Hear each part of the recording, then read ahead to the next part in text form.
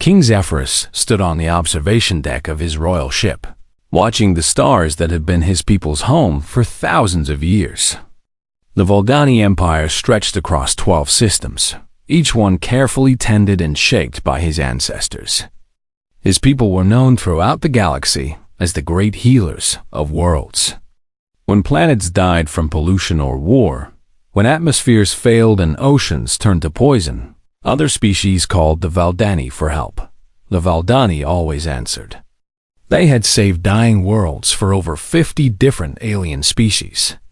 They asked for nothing in return except peace and friendship. It was their way, their purpose, their gift to the galaxy. But today, something was very wrong. Your Majesty, called his aide, a nervous young Valdani named Corin. The reports from the outer colonies are getting worse. Zephyrus turned from the window. His blue-scaled face showed the weight of recent days. Dark circles marked his usually bright yellow eyes. Show me. The holographic display lit up the room, showing the Valdani star systems. Red warning lights blinked on planet after planet. Each red light meant death was spreading across another world. It had started 3 weeks ago.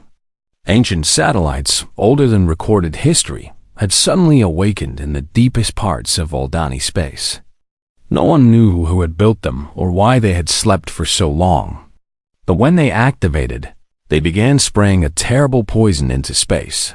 The poison was like nothing the Valdani had ever seen. It felt like invisible rain on their worlds. Where it touched the ground, plants withered and died. Where it touched water, fish floated to the surface, their scales black with decay. Where it touched the Valdani themselves, their beautiful blue scales turned gray, and they could not breathe. Colony 7 went silent an hour ago, Corin said quietly. That's 15 million people. Zephyrus closed his eyes. 15 million Valdani gone. Children who would never grow up. Elders whose wisdom was now lost forever. Artists whose songs would never be sung again. What about our ships? He asked. Have our engineers found a way through the satellite defenses? Corin shook his head. The satellites have shields that change and adapt. Every time our weapons find a weakness, the shields learn and close it. Our scientists say the technology is far beyond anything we understand. Whoever built these things wanted to make sure they could never be stopped. The Valdani were peaceful people. They had weapons, but only simple ones for hunting and protection. Their real strength was in healing, in building, in making dead worlds green again. They had no great war fleets or planet-killing bombs. Such things went against everything they believed. How long do we have? Zephyrus asked. If the poison keeps spreading at this rate, our homeworld will be affected in 6 days. The outer colonies. Maybe 2. 6 days. 2 days for the colonies. Zephyrus felt the weight of his crown, heavier than ever before. Millions of his people looked to him for answers, for salvation. But he had none to give. Send out the call, he said finally. Your Majesty? Send out the call for help. To every species we have ever aided. To every government, every empire, every federation in our communication range. Tell them what has happened. Tell them we need help. Corin's ears drooped. Sir, are you sure? The Valdani have never asked for help before. Our people take pride in being the ones who give aid, not receive it. Our pride will not save us now, Zephyrus said. Send a message. The aide bowed and hurried away. Soon, Zephyrus knew his desperate plea would race across the stars at faster than light speed. It would reach the proud Thoraxian collective, whose dying industrial world the Valdani had cleaned and restored 40 years ago. It would reach the Celestial Federation, whose colony ships the Valdani had guided to safety through an asteroid storm. It would reach the Cronin Empire, whose agricultural world would still be a desert without Valdani terraforming technology. Surely they would help. Surely some of them would remember what the Valdani had done for them. The galaxy was vast, but it was also connected by bonds of gratitude and mutual aid. At least, that was what Zephyrus had always believed. He returned to the window and watched the stars. Somewhere out there, his message was traveling. Soon, responses would come. Soon, help would arrive. But deep in his heart, a cold fear was growing. The same fear that had kept him awake for 3 nights now. What if no one came? What if, when his people needed help the most, they found themselves truly alone? He pushed the thought away. It was impossible. Ordemousness. The Valdani had saved too many worlds, helped too many species. The bonds of friendship and gratitude were strong. They had to be. On the display behind him, another colony world turned red. Another 15 million Valdani were now cut off, probably dying as the poison fell from their skies. Like black snow. Time was running out. The first response came 6 hours later. Then another. Then dozens more as the galaxy's major powers received his plea for help. Zephyrus hurried to the communication center, hope rising in his chest. But as he read each message, that hope began to die. Polite words, diplomatic language, carefully crafted excuses. But the meaning was always the same. No. They were on their own. All except for one final message that waited, unopened, in the communication queue. It was from a species Zephyrus barely knew. Newcomers to galactic politics who had only achieved faster than light travel 50 years ago. A species called humans. The first response came from the Thraxian collective within 12 hours. King Zephyrus felt his hope rise as he opened the message. The Thraxians were an ancient and powerful race. 40 years ago, their homeworld had been dying from centuries of industrial pollution. Black smog choked their cities, toxic waste filled their oceans, and their people were slowly poisoning themselves with their own success. The Valdani had worked for 3 years to heal that world. They had cleaned the air, purified the water, and restored the dead soil. They had asked for nothing in return except friendship. Surely the Thraxians would remember. Most honored King Zephyrus, the message began. The Thraxian collective acknowledges your request for assistance. After careful analysis of the tactical situation, our War Council has determined that intervention in your current crisis would result in an unacceptable risk-to-benefit ratio.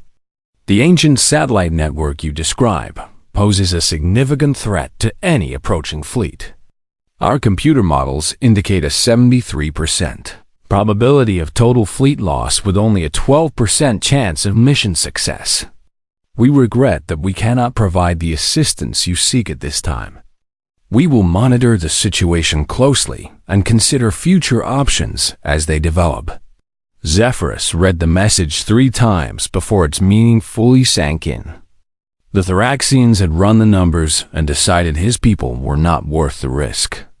73% chance of loss, 12% chance of success.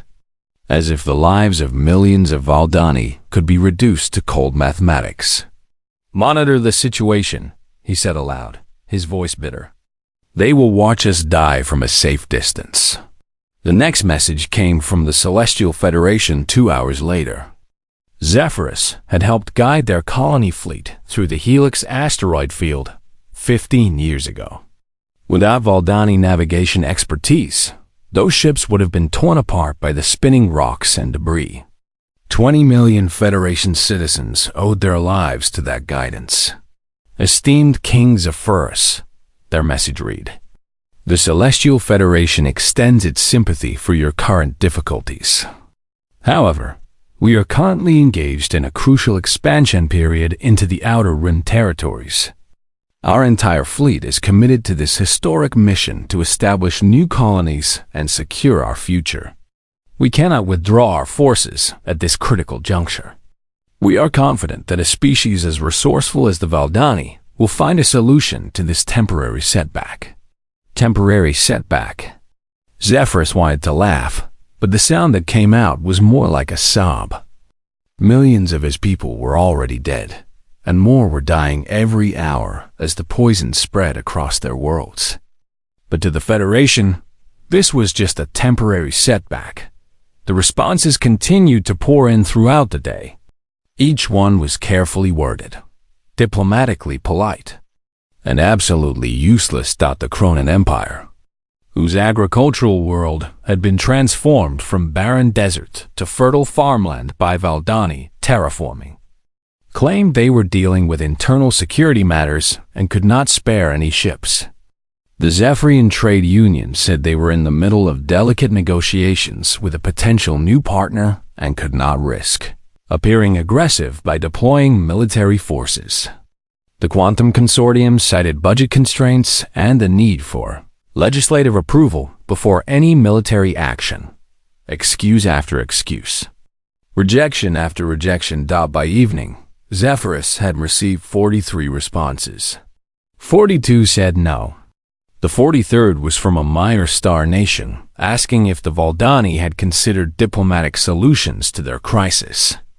As if they could negotiate with ancient automated satellites that had no consciousness or will, only programmed death.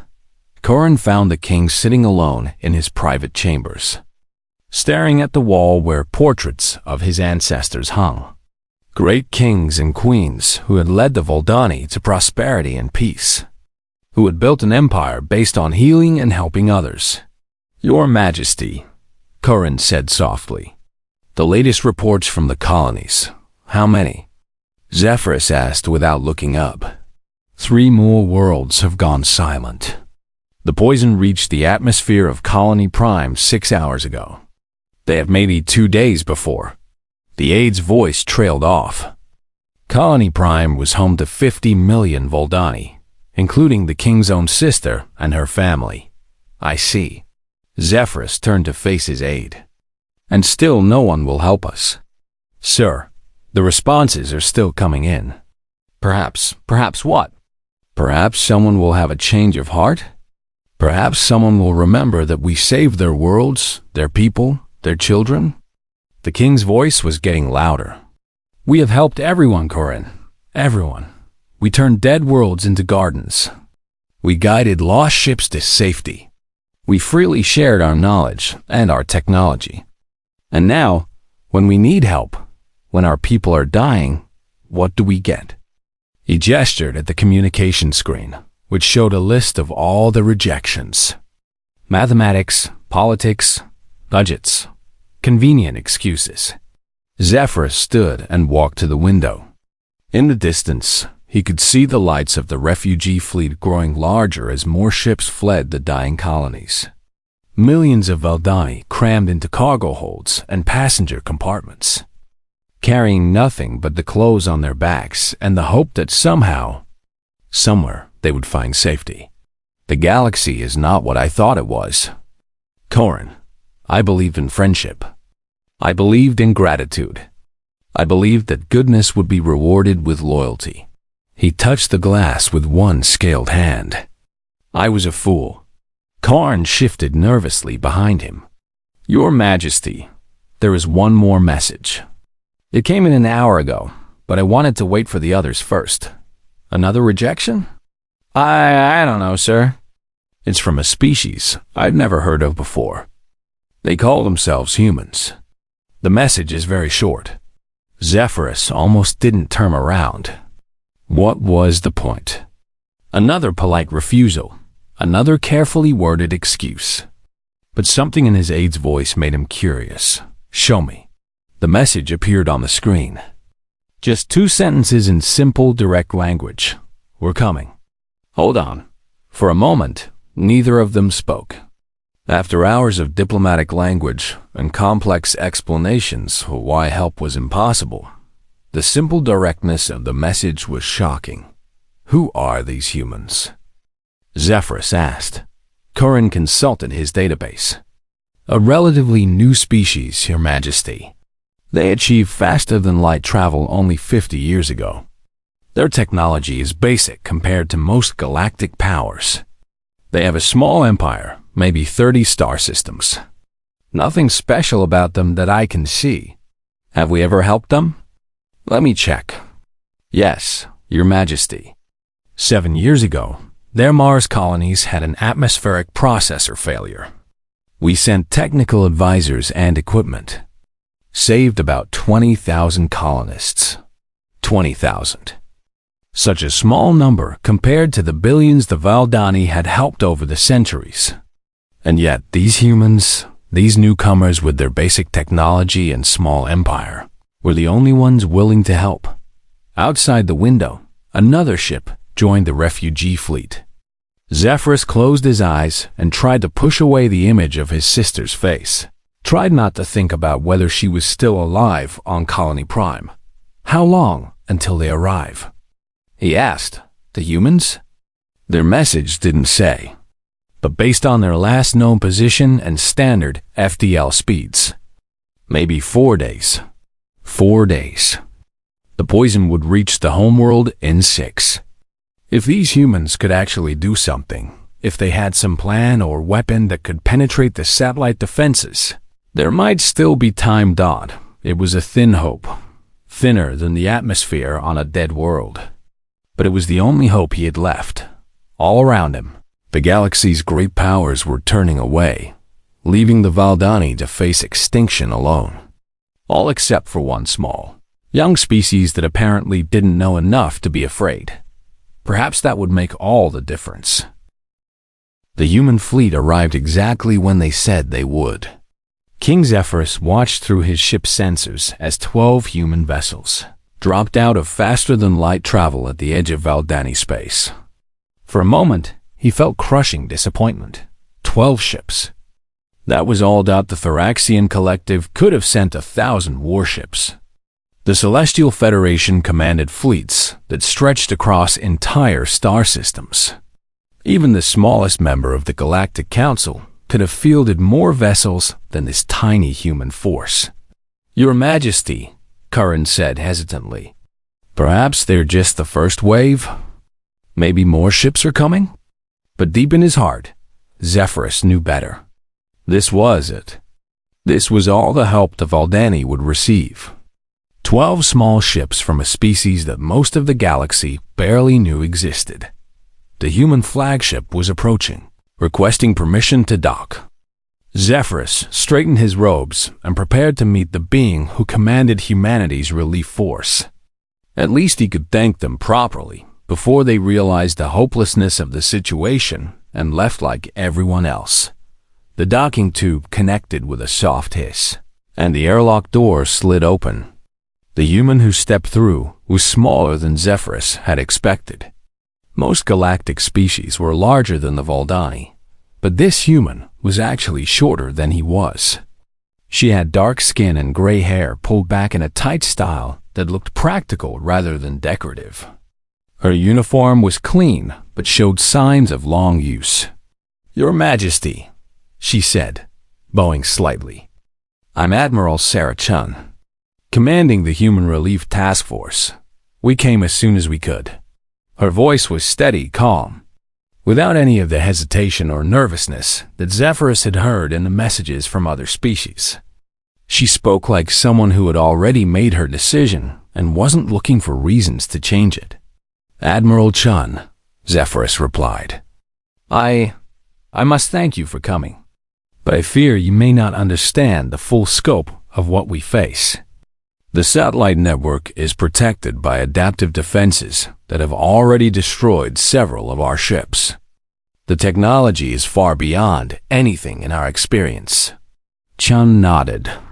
We read your technical reports. The satellite AI adapts to whatever weapons or tactics you use against it. Standard galactic military doctrine would call this an impossible scenario. Then you understand why the others refused to help. I understand why they said no, Chun corrected. But understanding their reasons doesn't mean I agree with them. She gestured to one of her officers, who activated a portable holographic display. The image showed the ancient satellite network in detail, with threat assessments and tactical analysis scrolling beside it. We've been studying this for the past 4 days during our journey here, Chun continued. Our war computers agree with the galactic consensus. A direct assault would likely fail, with massive casualties and minimal chance of success. Zephyrus felt his last spark of hope begin to die. Then why did you come? Chun looked at him with eyes that held no doubt, no fear. Because sometimes the computers are wrong. Because sometimes impossible is just another word for difficult. And because 7 years ago, Valdani engineers saved 20,000 human children when our atmospheric processors failed on Mars. She paused, and her expression softened slightly. I was the colony administrator on Mars back then, Your Majesty. My own daughter would have died if your people hadn't come. We asked for help, and you gave it freely, without asking for anything in return. Today, we pay that debt. But your ships, Zephyrus began, are older than dirt and half as pretty, yes. Chun finished with a slight smile. Our weapons are basic, our armor is thin, and our technology is centuries behind the galactic standard. But we have two things that apparently count for more than advanced shields and reality-bending weapons. What? Stubbornness and really big nuclear bombs. Despite everything, Zephyrus almost smiled. The human's directness was refreshing after days of diplomatic double-talk and carefully worded refusals. Chun continued. The satellite network is designed to adapt to energy weapons. Particle beams, quantum disruptors, all the standard tools of galactic warfare. But nuclear weapons are crude, simple. They don't adapt because there's nothing to adapt to. They just explode. But the satellite shields can stop energy weapons, yes. But they're not designed for kinetic impact. Our plan is simple. We ram nuclear warheads through their defenses using old-fashioned rocket propulsion. Brute force instead of finesse. Zephyrus stared at her. That would require you ships to get very close to the satellites. The defensive systems would tear you apart before you could deliver the weapons. Probably, Chun agreed calmly. That's where the stubbornness comes in. We keep trying until we break through or run out of ships. The casual way she discussed the probable destruction of her fleet shocked the Valdani king. Admiral, you're talking about suicide missions. I'm talking about doing what needs to be done. Chun's voice was firm, but not angry. Your Majesty, my species is new to the galaxy. We don't have the history that others do, the accumulated wisdom of centuries. Maybe that makes us foolish. But it also means we haven't learned that some things are impossible. She gestured to the holographic display again. Every major power in the galaxy looked at this scenario and calculated the costs. They weighed the risks against the benefits and decided your people weren't worth saving. That might be logical, but it's not human. What do you mean? Humans have a saying, we don't leave people behind. It doesn't matter if the odds are bad. It doesn't matter if the cost is high. When someone needs help, and we have the ability to give it, we try. Even if trying means we don't come home. Torin stepped forward. Admiral, perhaps there's another way. Some plan that doesn't require such sacrifice. Chun shook her head. We've run the scenarios hundreds of times. The satellite network is too well defended, too adaptive for conventional tactics. The only way through is brute force and accepting heavy losses. She looked directly at Zephyrus. Your Majesty, I won't lie to you. Most of my people probably won't survive this. But that's a choice we made before we left human space. Why? The word came out as barely a whisper. Because your people are dying. Because you asked for help and everyone else said no. Because sometimes doing the right thing is more important than doing the smart thing. Chun straightened her uniform. And because 7 years ago, when we asked for help, you didn't calculate odds or worry about costs. You just came. Zephyrus looked at this small human woman who was willing to sacrifice her entire fleet for people she had never met. Around them, the galaxy's great civilizations continued their calculations. their careful risk assessments, their diplomatic maneuvering.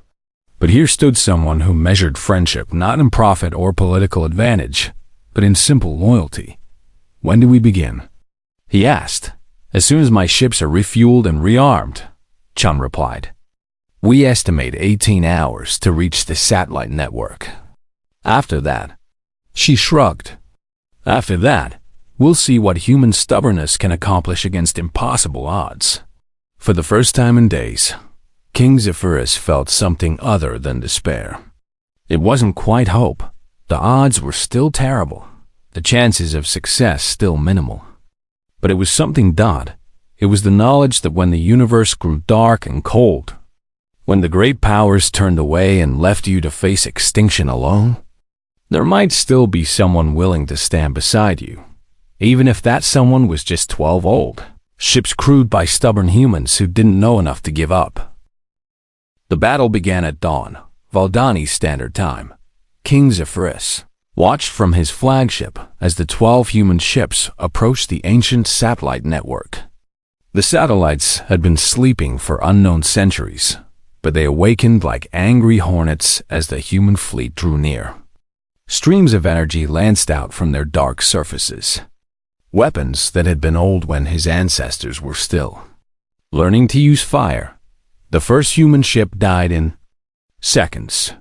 The destroyer Indomitable simply vanished in a flash of white light as 3 satellite beams focused on its hull. 47 humans gone in an instant. Zephyrus felt sick watching it happen, but Admiral Chun's voice on the communication channel remained steady. "Indomitable sensors recorded the beam frequency before impact," she reported, adjusting shield harmonics on all remaining vessels. The second ship lasted longer. The cruiser Defiant managed to fire 2 nuclear torpedoes before the satellites adapted their weapons to punch through its improved shields. Both torpedoes were intercepted by defensive drones that swarmed out from the satellite network like metallic insects. But the humans learned from each loss. They modified their approach vectors based on the Indomitable sensor data. They adjusted their weapon targeting using information gathered before the Defiant died. Each sacrifice bought knowledge, and each piece of knowledge made the next attack slightly more effective. "This is insane," Corinne whispered beside the king. "They're learning by dying." But Zephyrus was beginning to understand something about humans that the galaxy's other species had missed. They didn't just accept casualties, they used them. Every destroyed ship was a teacher for those that followed.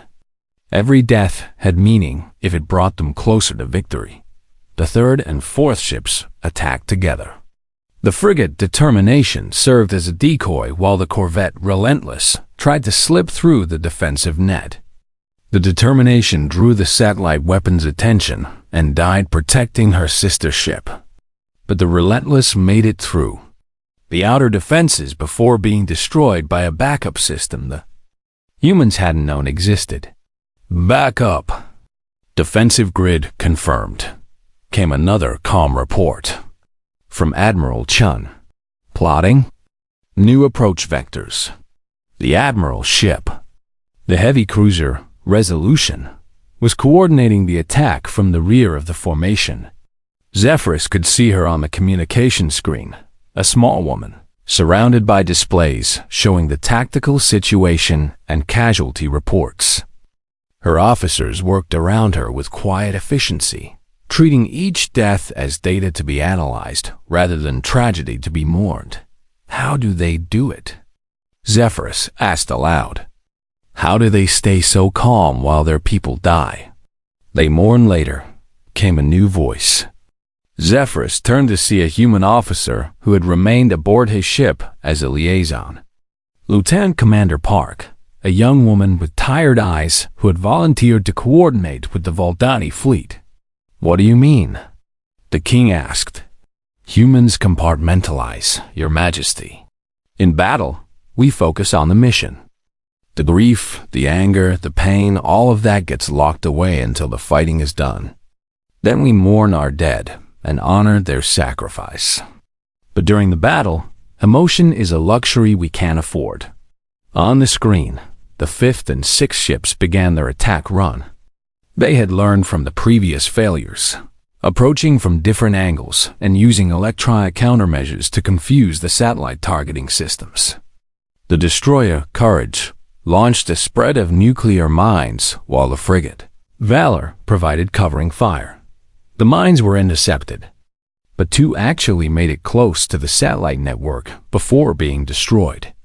The explosions lit up space like small suns, and for a moment, several satellites went offline as their sensors were overwhelmed by electromagnetic radiation. "That's it." Admiral Chun's voice crackled with excitement. "The satellites can adapt to direct attacks, but they're vulnerable during the adaptation process. If we can overwhelm their sensors..."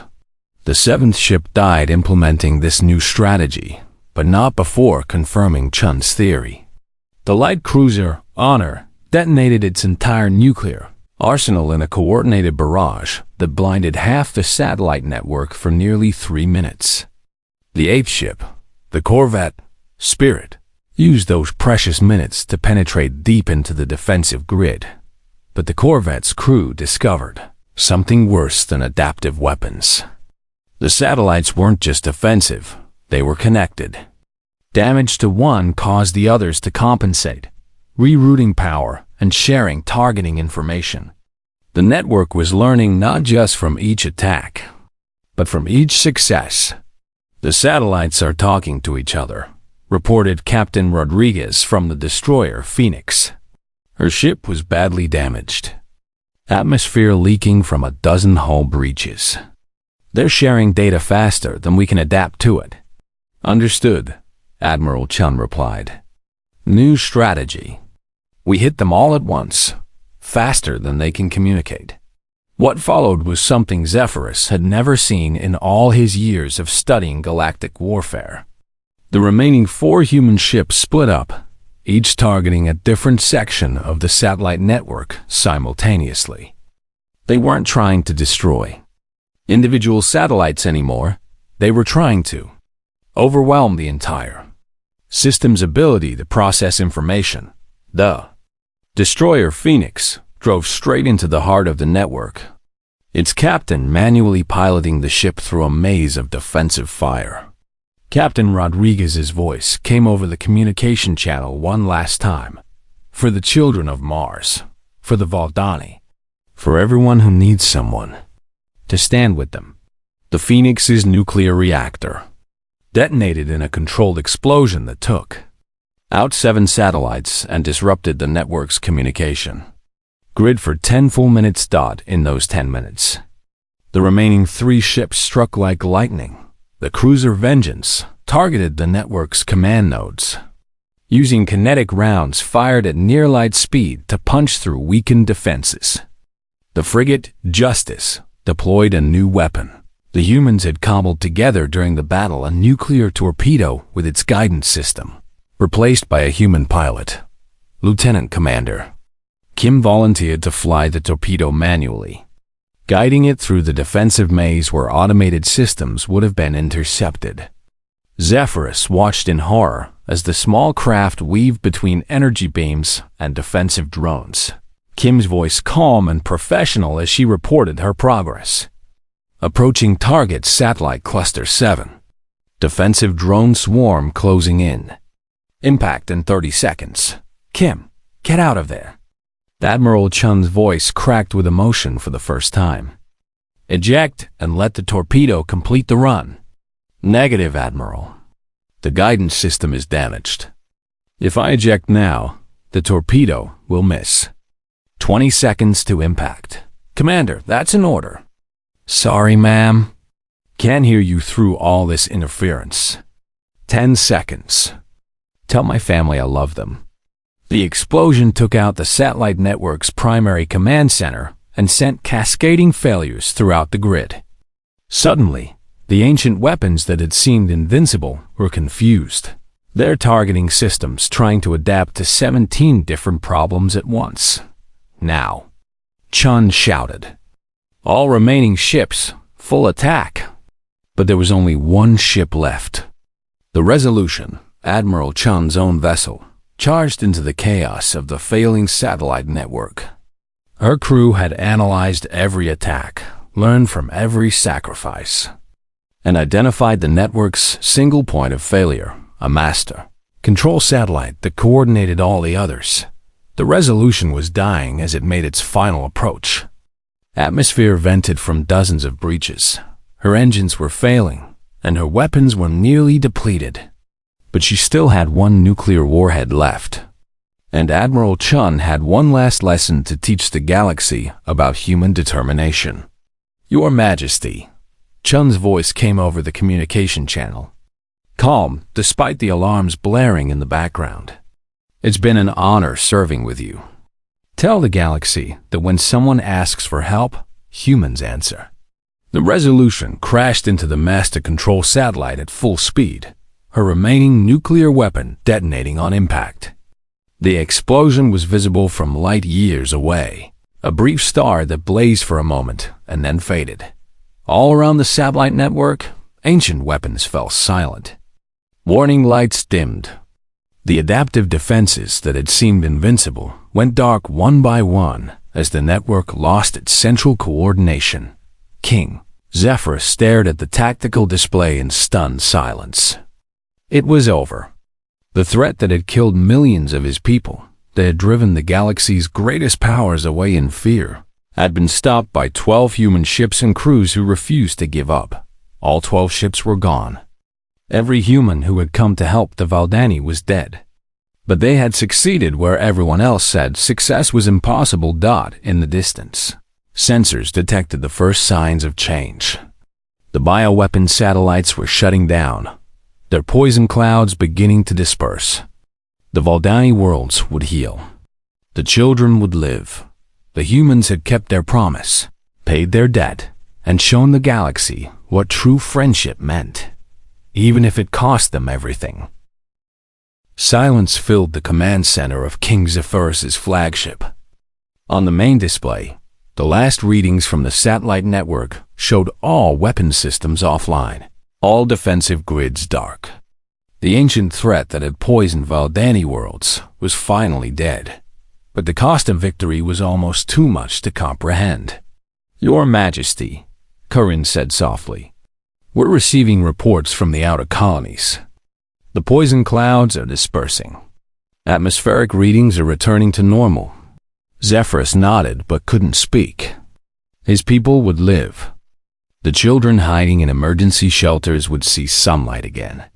The refugees fleeing in overcrowded ships could return home. The Valdani Empire would survive, but 12 human ships floated dead in space, their hulls torn open, their crews silent forever.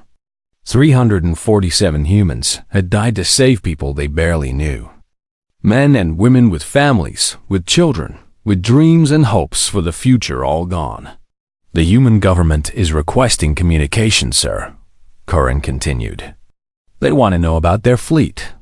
What could he possibly say? How do you tell a species that their best and bravest had died for strangers? How do you explain that their sacrifice had meaning when they would never see their loved ones again? The communication screen activated, showing a middle-aged human man in a formal uniform. His face was grim but controlled. "Your Majesty, this is Admiral Harrison, Human Fleet Command. We've lost contact with Admiral Chun's task force. Can you provide a status report?" Zephyrus straightened his shoulders and faced the screen. "Admiral Harrison, I regret to inform you that all 12 ships of your relief task force have been destroyed. There are no survivors." He watched the human admiral's face carefully, looking for signs of anger or blame. But Harrison only nodded slowly. "I see. Did they complete their mission?" "Yes," Zephyrus replied. "The satellite network has been neutralized. The poison has stopped spreading. Your people saved millions of Valdani lives." "Then they died well," Harrison said simply. "Admiral Chun and her crews knew the risks when they volunteered for this mission. They chose to honor the debt we owed to your people. Volunteered. They had volunteered to die for strangers. Zephyrus felt something break inside his chest, a pain deeper than grief. "Admiral, my empire owes your people an enormous debt. Anything you want, technology, resources, territory, name it, and it's yours." But Harrison shook his head. "Thank you, Your Majesty, but payment isn't necessary. The Valdani saved our people on Mars when we asked for help. Today we return that favor. That's how friendship works." How friendship works? As if dying for each other was the most natural thing in the galaxy. 3 days later, King Zephyrus stood before the emergency session of the Galactic Council. Representatives from dozens of species filled the great chamber, their expressions ranging from curious to uncomfortable. They had all heard about what happened in Valdani space. They had all seen the sensor recordings of the battle. Now they wanted to know what it meant. "Honored delegates," Zephyrus began, his voice carrying clearly through the chamber. "I come before you today to report on recent events in my territory. 3 weeks ago, an ancient bioweapon satellite network activated in our space, threatening all life in our systems. We called for help from the galactic community." Murmurs rippled through the chamber. Some delegates shifted uncomfortably in their seats. "We sent formal requests to 47 different governments and organizations. Species we had helped in the past, civilizations we had saved from dying worlds, empires that owed their very existence to Valdani terraforming technology." His voice grew harder. 46 of you said no." The Thoraxian delegates started to rise, probably to offer some explanation about risk assessments and tactical analysis. But Zephyrus continued. "The Thoraxian collective calculated that we weren't worth the risk. The Celestial Federation decided their expansion was more important than our survival. The Cronan Empire claimed internal security concerns. 46 different reasons why letting the Valdani die was the logical choice. The chamber was completely silent now. But one species said yes.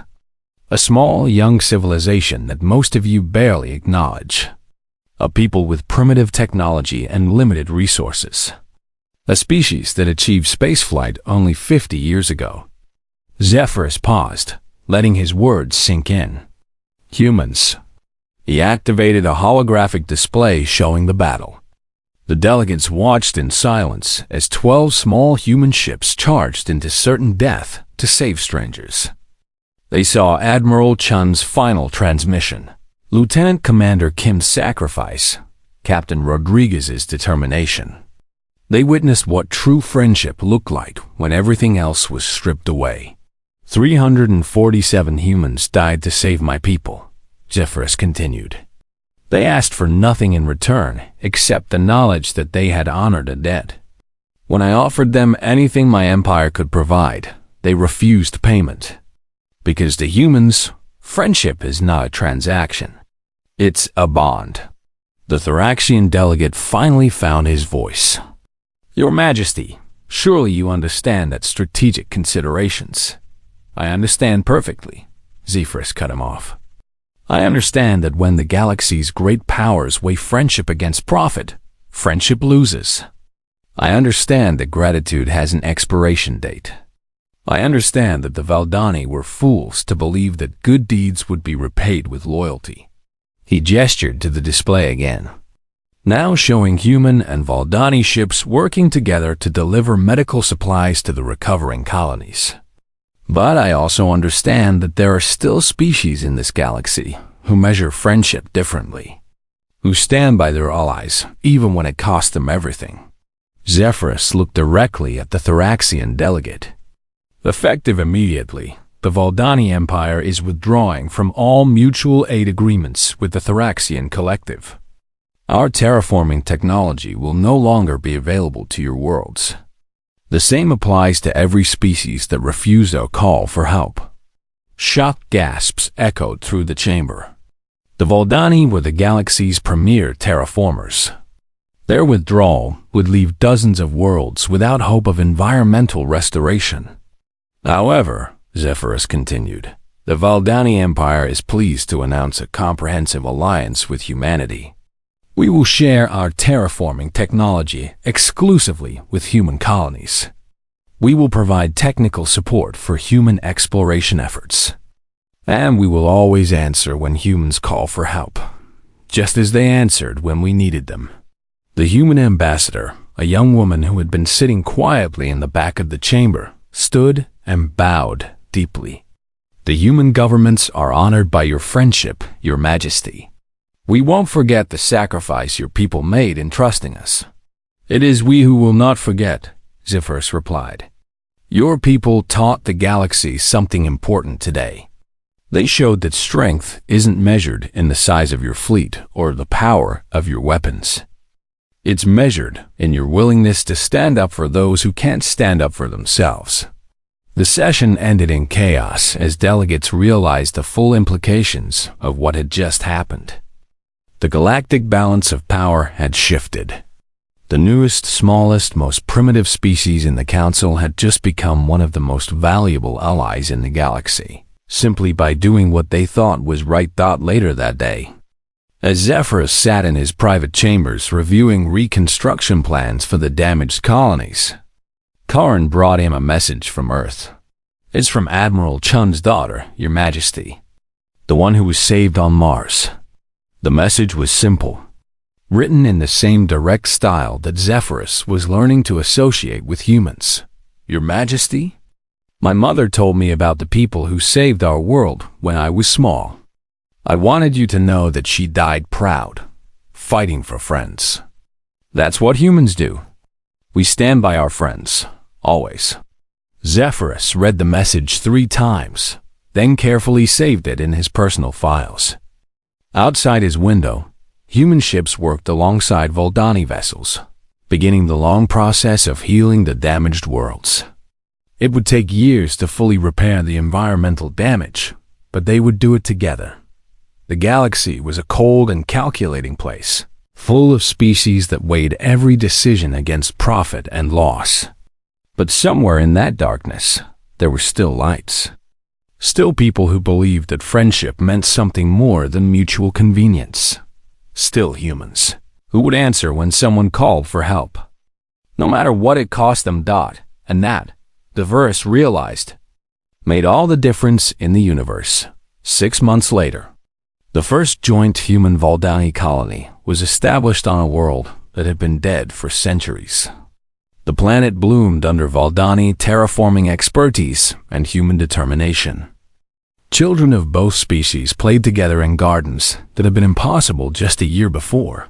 The Galactic Council continued its meetings, its debates, its careful calculations of risk and reward. But power had shifted in ways they were still trying to understand. The young species that everyone had dismissed as primitive had proven that sometimes the most advanced technology in the universe was simply giving a damn about each other. And in the depths of space, on 1,000 different worlds, people remembered that when the ancient darkness had awakened and the great powers had turned away, 12 small ships had answered a call for help. Sometimes that was enough to change everything.